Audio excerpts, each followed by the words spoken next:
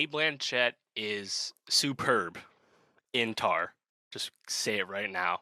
Kate Blanchett, always good, never bad. People know this, but this is definitely up there as one of her best performances. And Tar, I think, is a really fantastic film, really unique movie, highest possible recommendation. Definitely see it. This had a Venice premiere, just started coming out in limited release, and it's the first feature film in 16 years from Todd Field. Todd Field's only his third movie, his first since 2006. Of course, Todd Field came up as an actor, was in Eyes Wide Shut, grew very close to Kubrick before Kubrick passed, became a director. His first film, Best Picture nominated, screenplay nominated, second film, screenplay nominated. Here we are, his third film. He has been completely out of the public eye for 16 years.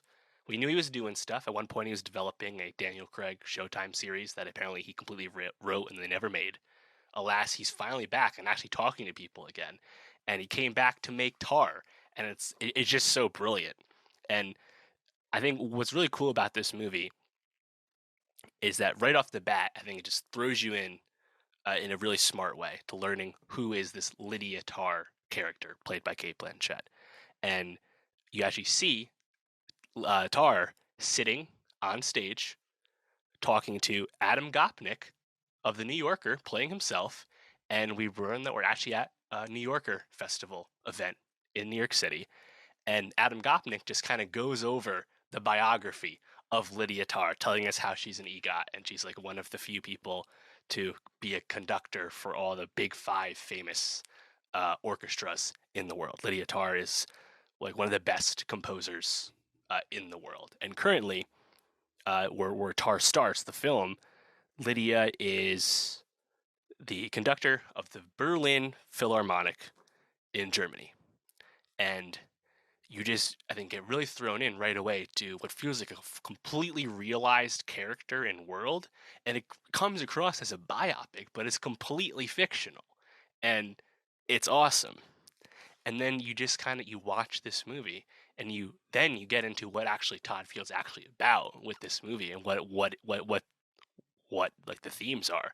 And it's a long movie, 2 hours 40 minutes, so it takes a while to get there, but it's not it doesn't feel long at all. This movie really makes you think, quite thought provoking, and once the gears start to shift, once things aren't quite right, and things start to change in Lydia's life, I think it just really gets to you. It's a movie broadly about the art versus the artist, and cancel culture, and just broadly narcissism and ego and art and in life in general, and just the way that the story progresses through those themes. When you hear a movie about cancel culture, most people it's they recoil at that thought. We don't want to. No one wants that these days, right? It's a never-ending topic. But this is a movie that's so thoughtful and intelligent about how it tackles something like this, and then also, because it's a longer movie, really puts in the time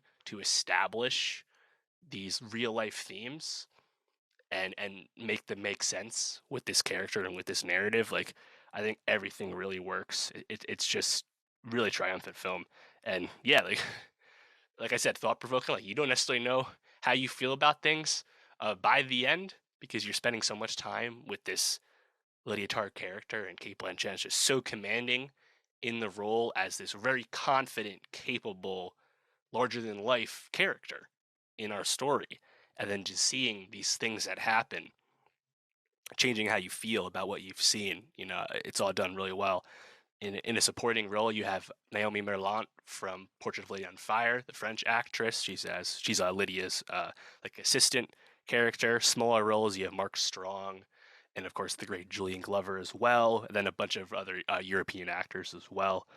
Yeah, highest possible recommendation for me. I think it's a really thought-provoking movie.